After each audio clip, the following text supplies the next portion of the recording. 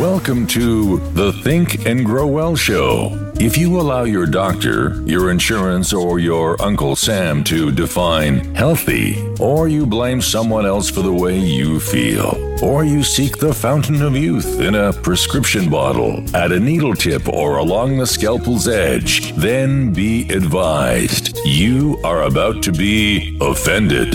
You should probably leave now.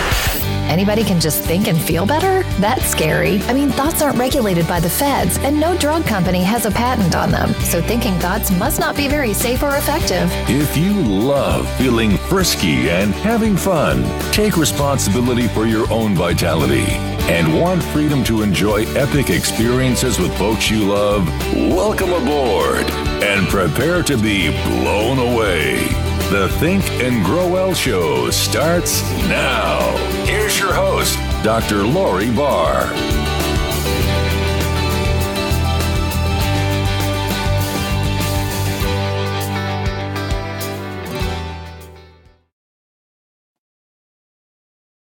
Hi, it's Dr. Lori Barr, and this is Think and Grow Well.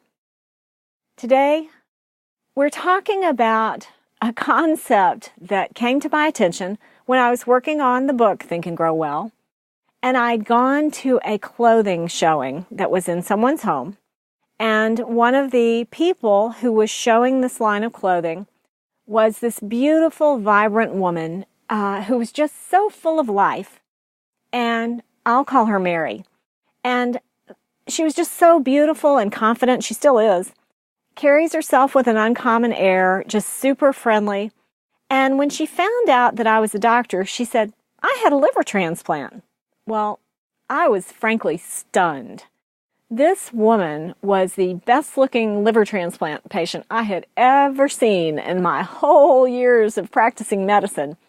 She didn't have any sign that she was on steroids, any puffiness. She did not look like her immune system was weak. She just looked totally vibrant and happy and healthy to live. And it was really interesting because as we started talking more, she was telling me about the circumstances of actually becoming a transplant candidate. And it was pretty funny. She said that she was pretty good friends with her doctor and her doctor's wife, and they would go out socially and do things. And so she'd been on the transplant list for a long time, and she finally matched, and her doctor called her. And, he invited her in to come and start the process of being evaluated immediately before their transplant. And the first thing that happened after he got off the phone with her is the doctor's wife asked the doctor, Mary's been sick for so long. Do you think she remembers how to be well? And what was really amazing is what the doctor told his wife. He said, Lisa, Mary never learned how to be a sick person. Now think about that. If you've had an occasion to be around anyone who's chronically ill, they've learned the habits of being a sick person. There are benefits that come with being sick. You get more attention, even if it's not the right kind of attention that most people would crave, it's still more attention. Sometimes things are easier, sometimes things are harder. You may get benefits from being in the victim role. You may be getting benefits from being in the hero role.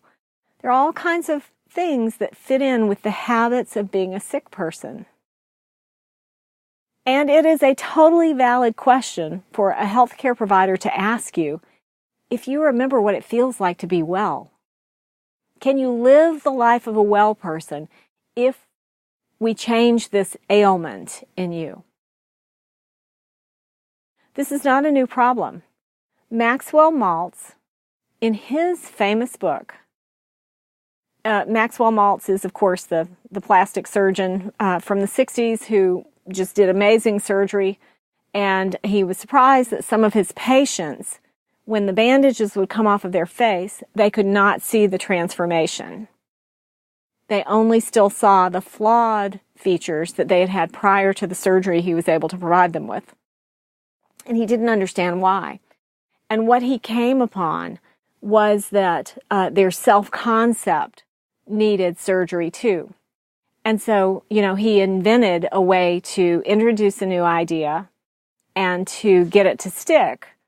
And that was the gist of his book, Psycho-Cybernetics. In your conscious mind, you can do 3 things with an idea: accept it, reject it, or neglect it. And he absolutely encourages the reader to actively reject ideas that are no longer serving you by saying to yourself, I reject that thought, and using another thought instead. So think about that in the context of chronic disease. If you've learned how to be a sick person and you want to change that habit, there are a lot of perks that go with that habit. So one effective way to start to implement the change of a habit is to introduce a new idea and keep introducing the new idea over and over again. We've already talked about shock and delight and other shortcuts into the subconscious mind. Yet there will still need to be a period of repetition in order to get over that fear and that terror of change. Because even if change is for the better, the subconscious mind still interprets change as a threat to survival initially. If it's a threat to the status quo, remember the subconscious mind is like a servo mechanism. It's all about homeostasis. It's all about keeping things the same, keeping you on track, keeping you on course. If you're deviating the course, you're going to have to do some explaining to get the subconscious mind to believe that it's okay to go in that new direction.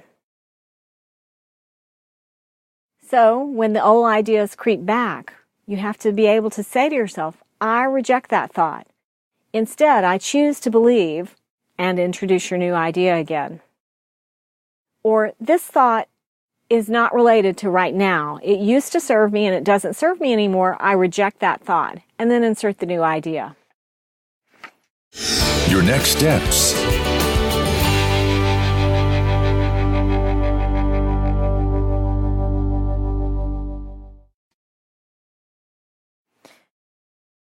Your action step is to make a list of 3 things you want to enjoy doing with your body once you're acting well again. And even if you haven't been acting well for a long time, do it anyway. Just spend a little time acting well, and then imagine your body having full enjoyment of whatever it is you put on your list as your 3 things. And then when you journal, reflect about why it's uncomfortable to make those changes toward feeling better in a body that serves you better. I'm Dr. Lori Barr. This is Think and Grow Well. One idea is all it takes to change your world. See you next time.